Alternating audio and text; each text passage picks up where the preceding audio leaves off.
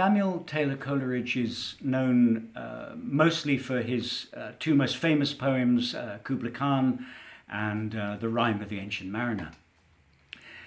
But he wrote a series of poems that were called conversational poems.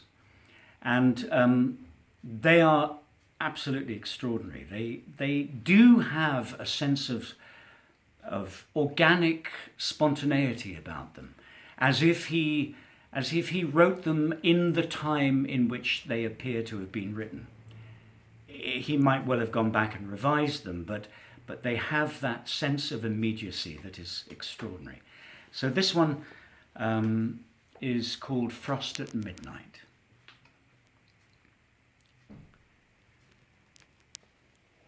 The frost performs its secret ministry, unhelped by any wind.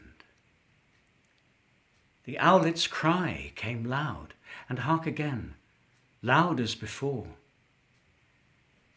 The inmates of my cottage, all at rest, have left me to that solitude which suits abstruser musings, save that at my side my cradled infant slumbers peacefully.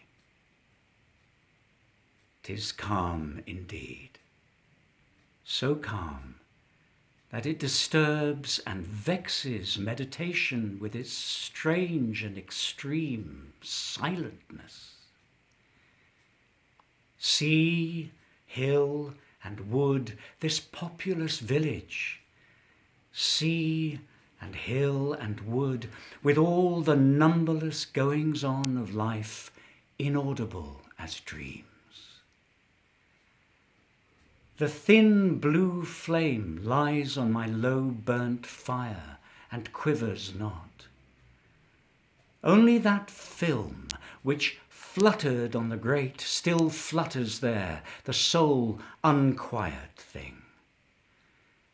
Methinks its motion in this hush of nature gives it dim sympathies with me who live, making it a companionable form, whose puny flaps and freaks the idling spirit by its own mood interprets, everywhere echo or mirror seeking of itself, and makes a toy of thought. But oh, how oft at school, with most believing mind, presageful, have I gazed upon the bars to watch that fluttering stranger. And as oft with unclosed lids, already had I dreamt of my sweet birthplace, and the old church tower, whose bells, the poor man's only music, rang from morn to evening all the hot, fair day, so sweetly that they stirred and haunted me with a wild pleasure, falling on mine ear most like articulate sounds of things to come. So gazed I, till the soothing things I dreamt lulled me to sleep, and sleep prolonged my dreams. And so I brooded all the following morn, awed by the stern preceptor's face, mine eye fixed with mock study on my swimming book, save if the door half opened, and I snatched a hasty glance, and still my heart leapt up, for still I hoped to see the stranger's face, townsman or aunt or sister more beloved, my playmate when we both were clothed alike. Dear babe, that sleepest cradled by my side, whose gentle breathings heard in this deep calm fill up the interspersed vacancies and momentary pauses of the thought. My babe so beautiful, it thrills my heart with tender gladness thus to look at thee, and think that thou shalt learn far other lore and in far other scenes. For I was reared in the great city, pent mid cloisters dim, and saw naught lovely but the sky and stars. But thou, my babe, shalt wander like a breeze by lakes and sandy shores, beneath the crags of ancient mountain, and beneath the clouds which image in their bulk both lakes and shores and mountain crags.